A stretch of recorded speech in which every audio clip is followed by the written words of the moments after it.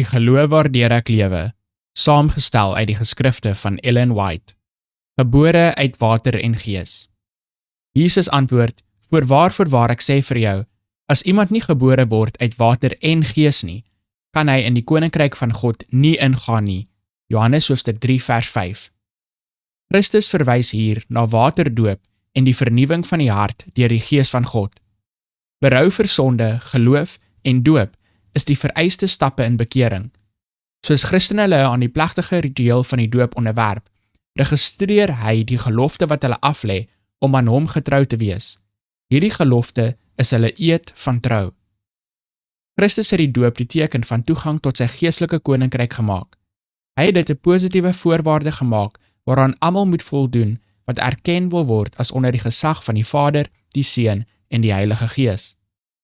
Voordat die mens 'n tuiste in die kerk kan vind, voordat hy die drempel van God se geestelike koninkryk oorskry, moet hy die afdruk van die goddelike naam ontvang, die Here ons geregtigheid.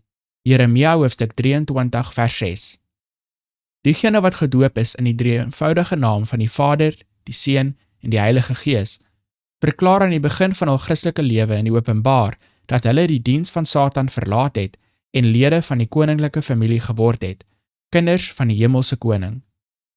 Hulle het die bevel gehoorsaam, gaan onder hulle uit en sonder julle af en raak nie aan wat onrein is nie. En aan hulle word die belofte vervul, ek sal julle aanneem en ek sal vir julle 'n vader wees en julle sal vir my seuns en dogters wees. 2 Korintiërs hoofstuk 6 vers 17 en 18. Voortaan moet die gelowige in gedagte hou dat hy aan God, aan Christus en aan die Heilige Gees toegewy is. Hy moet alle wêreldse oorwegings sekondêr tot hierdie nuwe verhouding maak. Die verpligtinge in die geestelike ooreenkoms wat by die doop aangegaan word, is wedersyds. Soos mense hul deel met heelhartige gehoorsaamheid doen, het hulle die reg om te bid, laat dit bekend word, Here, dat U God in Israel is. Die feit dat U gedoop is in die naam van die Vader, die Seun en die Heilige Gees, is 'n versekering dat as U hulp eis, hierdie kragte U in elke noodgeval sal help.